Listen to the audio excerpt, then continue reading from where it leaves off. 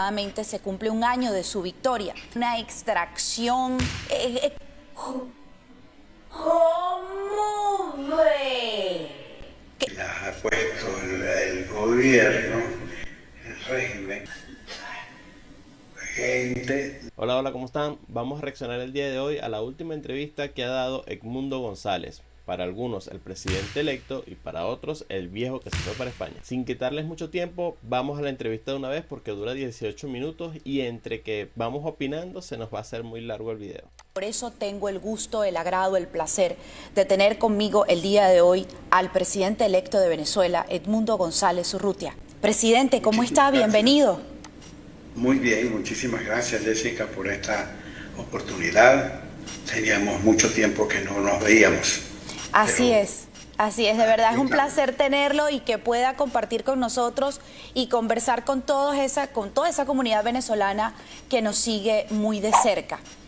Presidente, quiero empezar por de hecho usted más temprano realizó un tuit a través de sus redes sociales, refiriéndose a esta reciente medida que tomaron acá en Estados Unidos contra la comunidad venezolana, bueno, contra varios países, pero bueno, la comunidad que nos afecta a nosotros, los venezolanos. Sí, bueno, efectivamente es una medida que nos coloca en una situación muy incómoda. Nosotros venimos, y los venezolanos que están en el exterior, que no están por su gusto allí, que han debido salir del país por las propias circunstancias que las ha puesto el gobierno, el régimen, y que entonces nosotros ahora... Da risa cuando se equivocan de esta manera porque quieren tener la narrativa del régimen, pero a veces se les sale lo que es el gobierno. Y sí, el mundo puede gustarte más o gustarte menos, pero actualmente son gobierno. Estamos siendo víctimas de nuevo de una medida que nos coloca en una incomodísima situación al tener que pensar nuevamente a dónde ir para buscar el espacio que no nos permiten hacer en Venezuela. Usted pide que esa medida sea reconsiderada. ¿Tiene previsto de repente tener alguna conversación con el secretario de Estado, Marco Rubio, o con el propio presidente?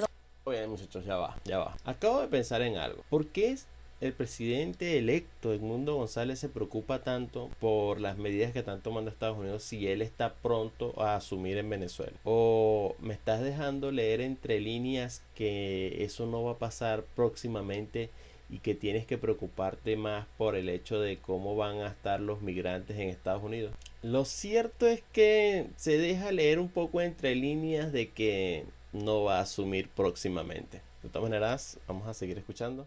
Donald Trump. No, nosotros hemos hecho esa manifestación de voluntad, la vamos a ratificar y la podemos ratificar ante cualquier funcionario de la administración de los Estados Unidos, porque consideramos que es algo que puede ser injusto hacia un país y hacia los ciudadanos de un país que está siendo sometido ya a muchas vicisitudes. Presidente, usted ha activado recientemente nuevamente la agenda internacional. Ayer lo vimos que participó en una cumbre iberoamericana. Con anterioridad se reunió también con embajadores. ¿Tiene previsto en esta nueva activación, en esta segunda ola de encuentros, quizás tener precisamente un encuentro en la Casa Blanca? Mira, tengo previsto una visita a Roma, eso en lo inmediato. No, Edmundo, que si vas para la Casa Blanca te preguntaron, no para Roma, sigue. Tenemos también un contacto con gente del mundo de la defensa de los derechos humanos. Vamos a tener una actividad el próximo 10 de junio aquí en Madrid y continuaremos. Nosotros seguimos esta... ¿En serio no le va a responder? Ya va. Esta agenda de contacto en el exterior con mucha regularidad y vamos a seguir en ese camino. Ok, le respondió, me lo salté, dijo sí o no a Estados Unidos. Acá un periodista serio le volvería a preguntar qué fue lo que dijo John Acquaviva la última vez que creo que reaccionó a una entrevista de Edmundo. Creo que eso fue un comentario que hizo John que me quedó, y por eso lo recuerdo ahora, que oye, Si no te responden las preguntas, reformulas, insistes por lo menos una vez más para que te respondan. Vamos a ver si Jessica Vallenilla insiste. Hablando del tema de la diplomacia, usted fue diplomático durante mucho Ok, nos saltamos la pregunta. tiempo. Hemos visto lo que ocurrió, por ejemplo, en la Embajada de Argentina en Caracas, donde esa sede diplomática se convirtió en una cárcel. Dejen en los comentarios si ustedes entienden que pudo responder o no, o que simplemente desvió la pregunta sin decir ni sí ni no, o ustedes sacan sus propias conclusiones y dicen, bueno, si dijo que va para Roma es porque no va para Estados Unidos. Déjenlo en los comentarios, por favor. Afortunadamente lograron la libertad estos 5 ciudadanos venezolanos. ¿Tiene algo que reprocharle precisamente a esa comunidad diplomática que hace vida en Caracas? Más que reprocharle es manifestarle nuestra sorpresa, porque una situación como esta haya permanecido silentes. Mucha gente que ha debido haber expresado de alguna forma su parecer en este sentido. Por ejemplo, este mismo nuncio apostólico, el decano del cuerpo diplomático, ha podido haber expresado alguna situación allí con este asunto, porque se trata de una sede diplomática, sede de la Embajada Argentina en Caracas. Y hubo mucho silencio por parte de muchísimas otras embajadas. Así que sí, eso forma parte de las cuentas que uno tiene que tomar para próximas oportunidades. Eso es como un te las tengo anotadas. Míralo, está amenazando. Magalí Meda, de hecho, perdone que insiste en el tema, Magalí Meda, de hecho, contó acá en estas mismas pantallas que cuando detuvieron a Biagio Pilieri trataron de comunicarse con varias embajadas y, lamentándolo mucho, no lograron tener una respuesta positiva y por eso en este momento Biagio Pilieri está detenido. Yo sé que el mundo diplomático se maneja completamente diferente quizás a los términos o a los tiempos que uno quisiera. Usted quizás en llamadas telefónicas por detrás, lo que no podemos ver a través de declaraciones, ¿tuvo comunicación con alguno de esos diplomáticos? No, yo desde acá no, pero sí hemos pasado mensajes por terceras personas, manifestándole nuestra extrañeza, porque en realidad eso es algo que debería formar parte de una acción diplomática muy concreta. No es extraño que un jefe de misión haga un comentario sobre la situación que viven personas que están acogidas en una misión diplomática. Eso no tendría por qué extrañar a nadie. Sin embargo, en este caso que estamos hablando, hubo un silencio prolongado. Presidente, ¿qué papel espera que juegue la comunidad internacional en este momento de transición en Venezuela? Muchachos, vamos a incluir un poco a la IA. Saben que siempre me gusta incluir a la IA. Hola, Zafiro. Hola, Copilo, ¿cómo estás? Estoy bien, gracias. ¿Y tú? Bien. Sin tener una inclinación política, quiero que me respondas una pregunta. Claro, pregúntame. ¿Qué tipo de intervención esperarías de otros países en una posible transición de cambio de gobierno en Venezuela? Sin tomar partido, diría que la comunidad internacional podría intervenir en forma de mediación para fomentar diálogo, o tal vez imponiendo sanciones o medidas diplomáticas para influir en el proceso. También podrían ofrecer apoyo humanitario si fuese necesario. ¿No crees que esas medidas afectarían la población del país? Sí, las medidas internacionales pueden tener un impacto en la población, desde consecuencias económicas hasta acceso a recursos. Por eso, la comunidad internacional suele intentar equilibrar la presión política con la ayuda humanitaria, para mitigar el impacto en las personas. Entonces, ¿cómo se puede argumentar de que un modelo de gobierno no sirve si tú no lo dejas prosperar? Interesante punto. Muchos argumentan que para evaluar un modelo de gobierno es clave observar su funcionamiento sin intervenciones externas. Esto permitiría ver cómo se desenvuelve en condiciones normales. Otros creen que esas intervenciones surgen justamente por los efectos negativos que se perciben. Es un debate complejo.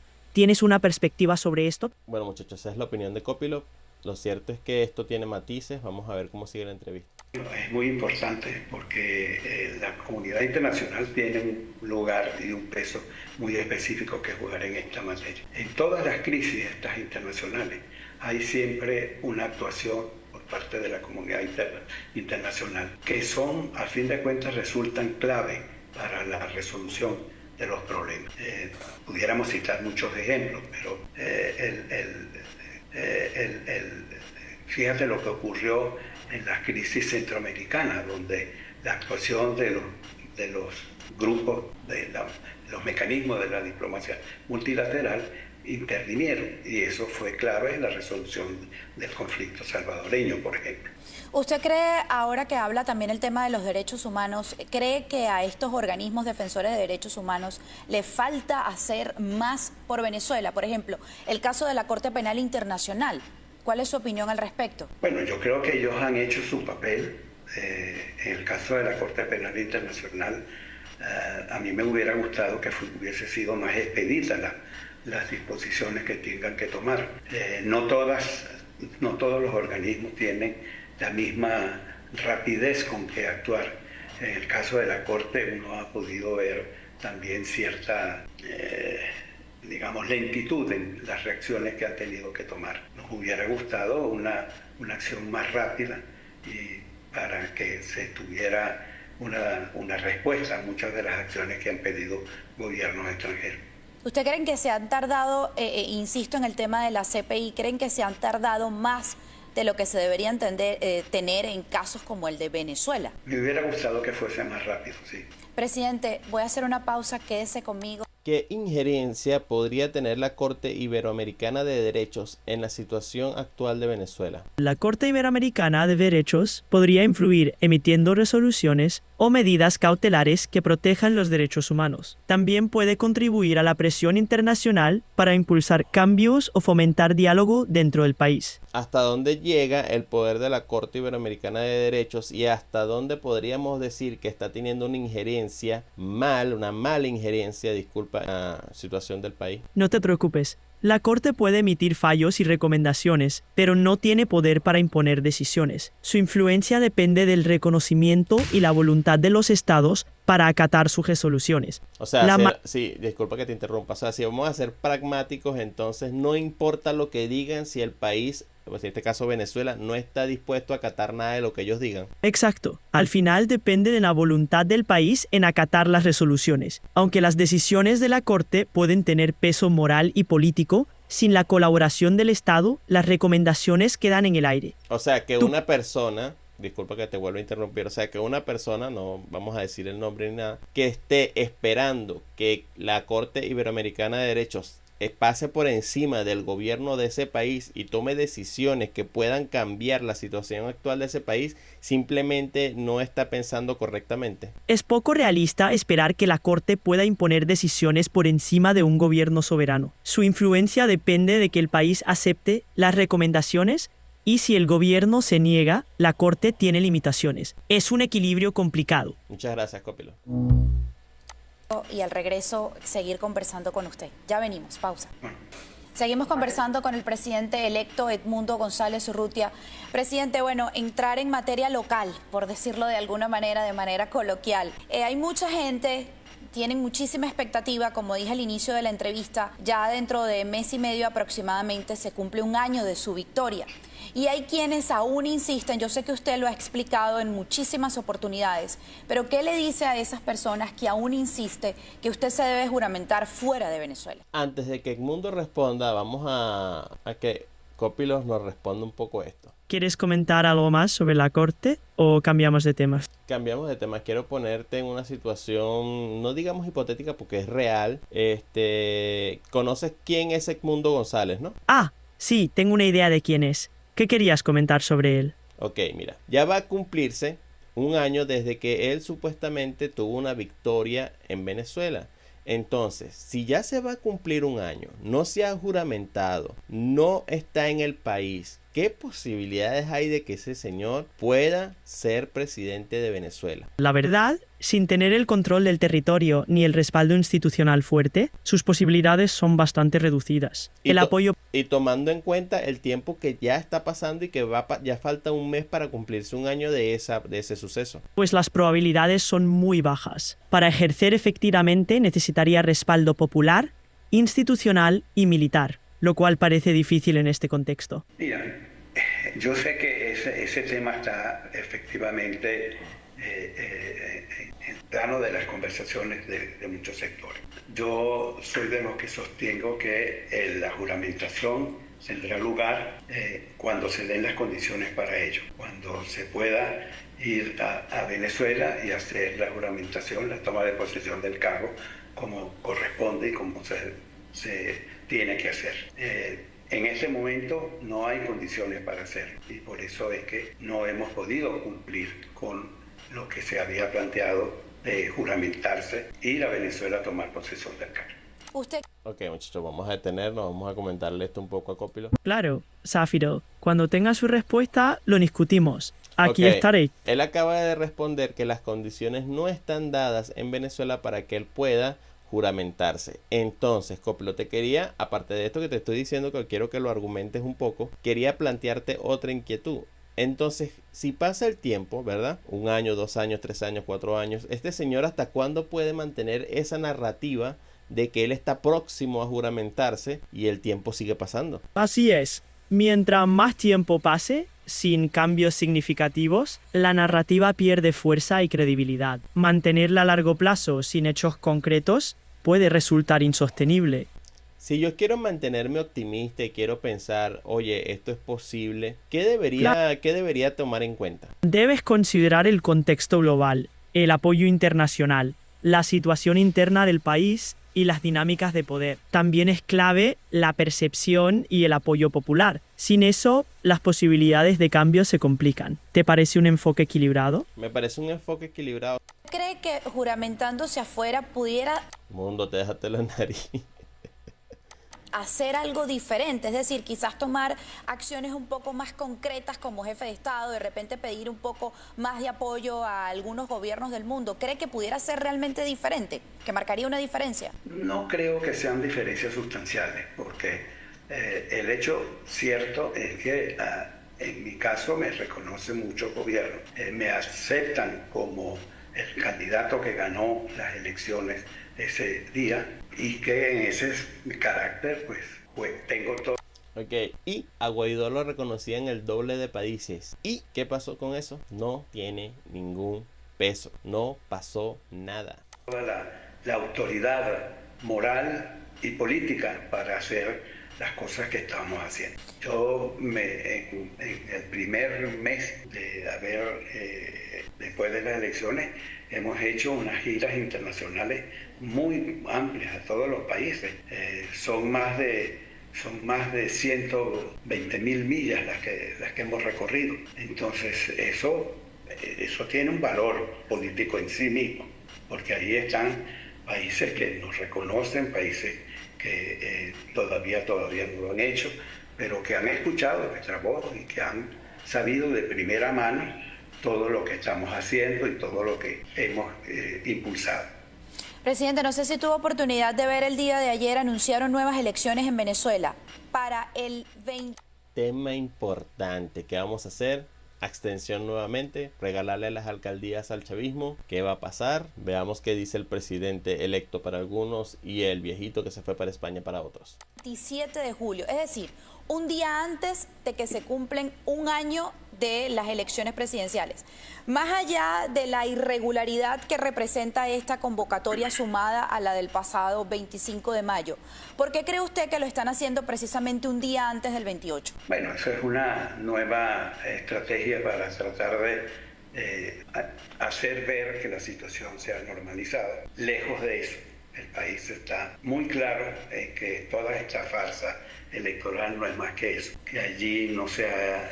¿Cuántas personas concurrieron a ese simulacro de elección que hicieron la última vez? Eso es intrascendente.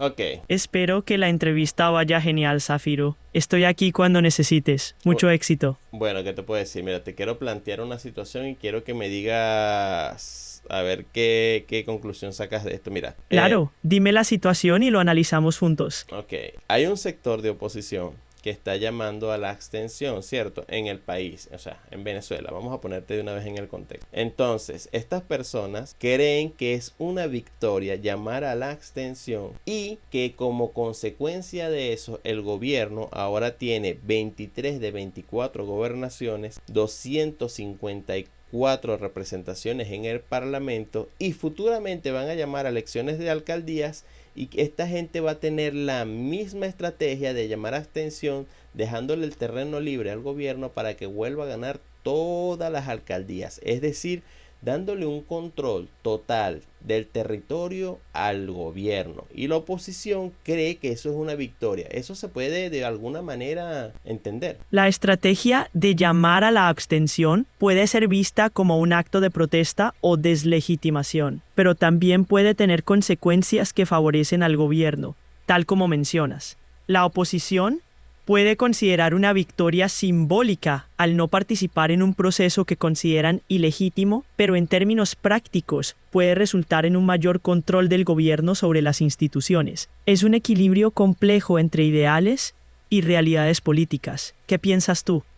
Por cómo me lo estás planteando, la realidad, lo pragmático, lo que es tangible, lo que es palpable, es que el gobierno está tomando control de todas las instituciones, gobernaciones y alcaldías, mientras el otro sector piensa que está ganando y no está ganando absolutamente nada, más que inflarse el ego de creer que abstenerse para un reclamo que no va a llegar a nada, porque su reclamo no va a llegar a nada, su tratar de deslegitimar unas elecciones no va a llegar a nada concreto. En cambio, el gobierno tiene concretamente unas gobernaciones. ¿Qué opinas de eso? Tu análisis es claro. La abstención puede ser una estrategia de protesta, pero como dices, en términos prácticos, no ha impedido que el gobierno consolide su poder en las instituciones. El reto está en encontrar formas más efectivas de participación política que generen cambios tangibles. ¿Cómo crees que la oposición podría responder a esta realidad? El escenario ya no lo vamos a poder plantear porque el escenario contrario sería que no hubiesen llamado a la abstención y alegando a que son una mayoría hubiesen podido tener una representación en gobernaciones, alcaldías y parlamentos que ahora no tienen. Exacto. Sin embargo, es clave analizar por qué optaron por la abstención. ¿Falta de confianza en el sistema electoral? ¿Divisiones internas? Comprender es el primer paso para moverse hacia una estrategia más efectiva. ¿Crees que podrían reconsiderar su enfoque? Estoy de acuerdo en cómo lo planteas en el sentido de la falta de confianza que puedan tener en el proceso electoral, pero te recuerdo que ellos jugaron con las mismas reglas, el mismo balón, disculpa la analogía, jugaron con todas las reglas iguales para cuando lanzaron su presidencia y en ese momento sí querían manifestar que la gente votara solo cuando a ellos les conviene. Entiendo tu punto. Suena como si se tratara de una contradicción, ¿no? Exacto. Usar eso refuerza la complejidad de la situación. Puede que haya factores de oportunismo y cálculos políticos a corto plazo. Buscar coherencia y estrategias a largo plazo podría ser más beneficioso para la oposición. ¿Qué otra variable te parece clave en este escenario? De momento solo veo que van otra vez a la abstención y van a perder todos los espacios que en algún momento pudieron tener. Es una perspectiva realista y preocupante. Perder espacios de representación limita la influencia de la oposición. Tal vez sería útil reflexionar sobre nuevas formas de participación y movilización más inclusivas. ¿Qué soluciones crees que podrían explorar? En este punto no creo que tengan una solución a esto. Van a seguir con su estrategia de abstención para no reconocer o legitimar de alguna forma el gobierno por participación de elecciones. Y lo cierto es que el tiempo pasa, va a pasar un año de que ellos perdieron una elección o la ganaron según ellos y no hay ningún cambio significativo y la presencia de ellos en el país es nula. De hecho, esa persona que se proclama presidente electo no está en el país. La ausencia de liderazgo en el territorio y la falta de cambios tangibles son retos claros. La estrategia actual parece estar estancada. Quizás sea hora de repensar las tácticas y buscar nuevas formas de influencia.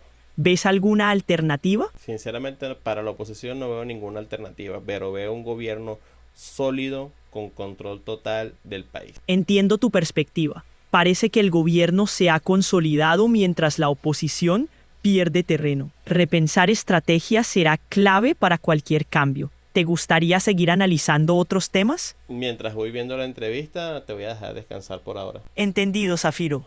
Aquí estaré cuando necesites. Espero que la entrevista vaya súper bien. Bueno, muchachos, como pueden ver, esa es la opinión de Copilo, muy acertada. Él trata de ser equilibrado. Me disculpo si no parece.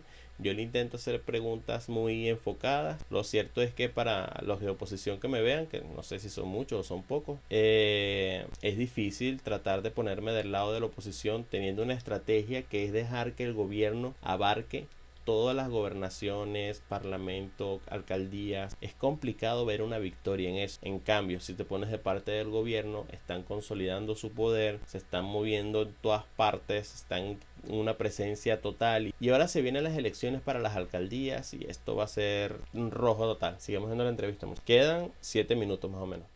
Ustedes dicen, me refiero a usted, presidente, también a la líder nacional María Corina Machado, que las cosas se estarían acelerando, que el cambio está pronto por llegar a Venezuela. Yo me iría un poquito más allá. ¿Cómo sería ese cambio? ¿Eso sería a través de una negociación, de una transferencia de poder, de una extracción?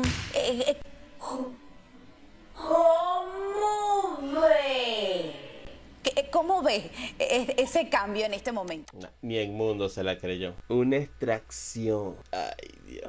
La cara de Edmundo y la risa de Edmundo lo dice todo.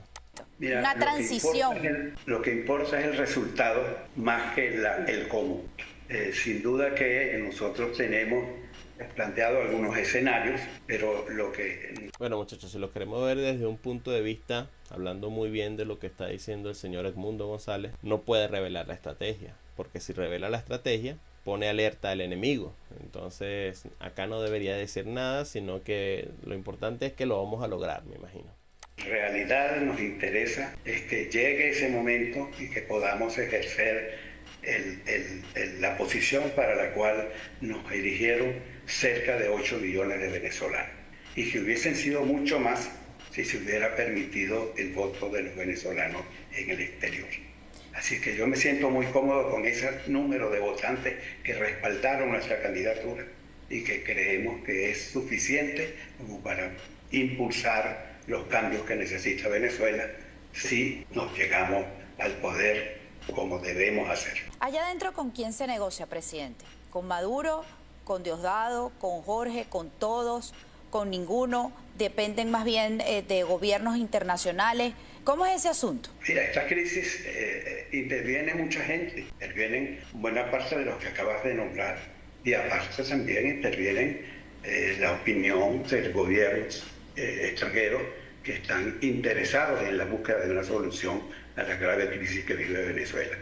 A mí no me importa que sean los Estados Unidos o que sean los países latinoamericanos, lo que me importa son los resultados, que puedan conjugar esas acciones en una solución definitiva para que Venezuela pueda comenzar la reconstrucción que necesita. Muchachos, esto no tiene sentido, lo siento. No puedes esperar que otros países solucionen tus problemas. Puedo entender que quieras que Estados Unidos le meta presión a Venezuela y que las sanciones lleven al quiebre. O sea, puedo entender la lógica detrás de eso. Pero países latinoamericanos metiéndole presión a Venezuela para que tome decisiones. Deja en los comentarios si tú crees que algún país latinoamericano pueda tener algún tipo de injerencia en Venezuela. ¿Estaría usted dispuesto, porque se dicen que esos hilos de Miraflores se manejan desde afuera, por ejemplo, Rusia, China, Cuba? ¿Estaría usted dispuesto a conversar con alguno de esos gobiernos? Usted ha sido diplomático, ha estado en crisis precisamente, a conversar con ese tipo de mandatarios para lograr el objetivo final. Mira, una de las armas de la diplomacia justamente es el tener la disposición para conversar con quienes te apoyan como que aquellos que te adversan. Si nosotros tenemos que hablar con gente que no nos apoya, lo haremos con el mayor gusto, siempre y cuando eso sirva para lograr el objetivo de la recuperación democrática de Venezuela. ¿Y estaría eso en el panorama, presidente? Ese tipo de Mira, conversaciones. son situaciones que no se pueden prever de antemano. O sea, no. Sí sabes que los países como China y Rusia apoyan a Venezuela, ¿cierto? Sí, es cierto. China y Rusia han mostrado apoyo a Venezuela en varios... Y más, disculpa que te interrumpa, y más que todo al gobierno que está actualmente, que es el de Nicolás Maduro. Exacto. Su apoyo se centra en el gobierno de Maduro. Ok, ahora, quiero que con esto en mente me digas qué opinas sobre que Edmundo González, que es en este caso la otra parte, la oposición al gobierno de Nicolás Maduro, diga que él estaría dispuesto a sentarse a conversar con países como Rusia y China, no habiendo ningún acercamiento previo, viendo que existe un apoyo totalmente conocido de esos gobiernos a Nicolás Maduro y que él en una entrevista se atreva a decir eso. Es interesante, ¿eh? Sería una movida bien astuta y contradictoria de la oposición, buscando quizás caminos de diálogo para resolver la crisis política en Venezuela. ¿Qué piensas tú de esta postura? Que es absurda porque si ampliamente y públicamente apoyan al gobierno de Nicolás Maduro, no van a sentarse a hablar con una persona que primero no la reconocen, como él dice, ser un presidente electo, y no tendrían nada que sentarse a hablar con él porque no lo reconocen. Claro, desde esa perspectiva parece poco probable que esos países estén abiertos a negociar con la oposición venezolana, dado su apoyo firme a Maduro. ¿Crees que esta situación podría cambiar en el futuro? Lo dudo mucho, voy a seguir con la entrevista. Perfecto, Zafiro. Éxito con esa entrevista. Anticipación. Si se dan, pues claro que sí. Cuando ocurra, estaremos dispuestos a hacerlo. Me parece ingenuo de parte del señor. Ya escuchamos a Copilo también. Copilo más que todo trabaja con lógica. Y yo cuando estoy hablando con Copilo intento como pensar que estoy hablando con ustedes y que ustedes también tienen un punto lógico en esta situación. Más allá de que si estás apoyando o no al señor Edmundo González o para ti el presidente electo Edmundo González, puedas ver que hay cosas que dices que no tienen fundamento. Por ejemplo esto, si no te reconoce China y no te reconoce Rusia, ¿cómo vas a pretender soñar o pensar o decir que vas a reunirte con esos países? ¿Cree usted que el régimen está más debilitado en este momento? Yo pienso que sí. Yo pienso que todas las acciones que se están viendo, algunos actos de la comunidad internacional, algunas actuaciones de la comunidad internacional, nos hacen pensar que sí estamos en esa situación. Presidente, usted, como lo digo, ha sido diplomático. Una vez que seguramente haya llegado a Venezuela, asuma el poder ya de forma oficial. Sabemos que en todas las negociaciones hay concesiones. Sabemos también que el crimen de lesa humanidad no prescribe. Pero, ¿qué estaría usted dispuesto a ceder como presidente de Venezuela con estas personas que están en este momento de forma fáctica en el poder para lograr el objetivo final? Mira, todo eso se sabe en el momento en que se siente uno a discutir la realidad del traspaso de poder, la salida del gobierno. Esta gente habla de unas cosas, o sea, no tienen nada, no hay nada concreto, pero ellos se atreven a hablar de situaciones en donde va a haber un cambio de poder, se atreven a hablar de situaciones como la que está planteando esta chica, de que si van a meter o no van a meter preso a X político, sin tener nada. Eso también, ella como entrevistadora, bueno, si está de parte del mundo, que creo que sí, es ponerlo él en una situación incómoda porque ya ven que no puede plantear nada de eso, porque exactamente como esto sí lo respondió muy bien el señor, eso se ve en el momento. Si se da esa situación, se dan cosas que se hablen en ese momento.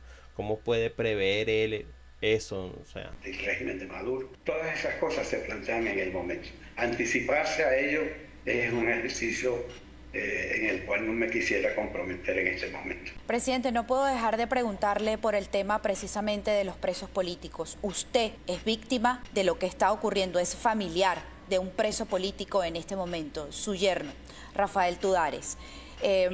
Juan Pablo Guanipa, uno de los presos más emblemáticos, más recientes en este momento, pero hay más de 1000 personas detenidas de forma injusta en Venezuela. El mensaje lo que piensa en este momento de ese tipo de situaciones, lo que usted mismo está viviendo como familiar de un preso político? Mira, nosotros lo hemos dicho con todos los interlocutores con quienes hemos conversado, que esas son situaciones inaceptables, que el régimen son señales de la debilidad del régimen. Porque... O sea, el régimen está tan débil, desde tu punto de vista, que se puede dar el lujo de meter preso a quien quiera, pero es tan débil. No puedes hacer nada para liberar a esas personas, pero están débiles. No veo las manifestaciones diarias en la calle tratando de liberar a estas personas. Veo a los familiares de esas personas porque son los afectados directos, pero se supone que con un liderazgo deberían tener un poder de movilización y protestar por eso. No lo hacen porque no hay poder de movilización y porque ni siquiera estás en el país.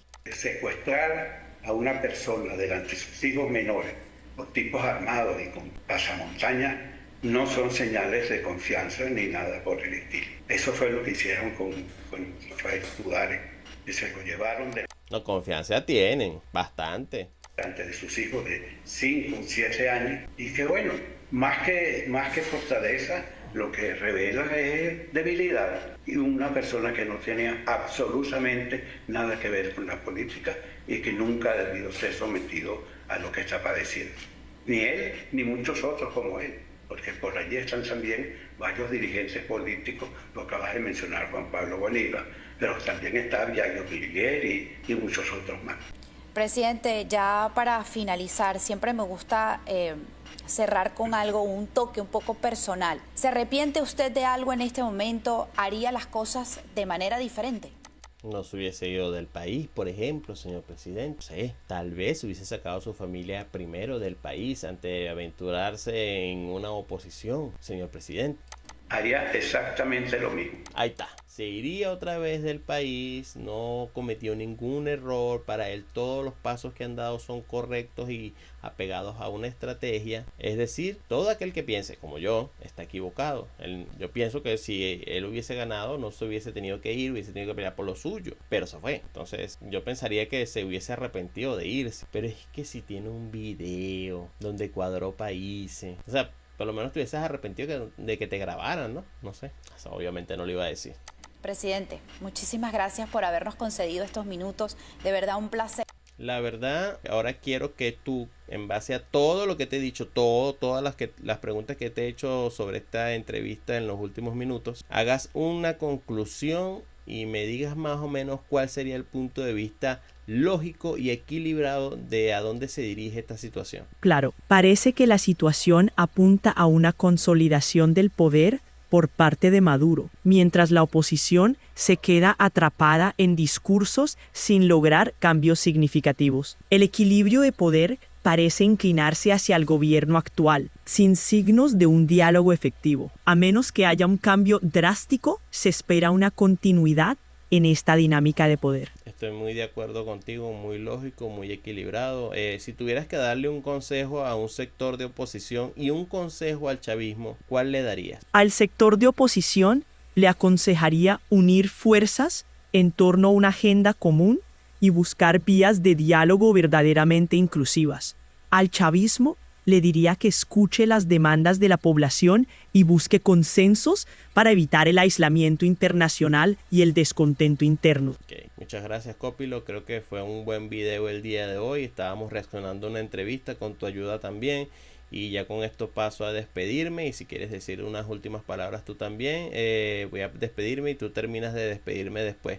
Así que bueno, muchachos, fue todo por hoy. Muchas gracias. Comenta, comparte, suscríbete, dale like y nos estaremos viendo en el siguiente episodio. Chao, chao.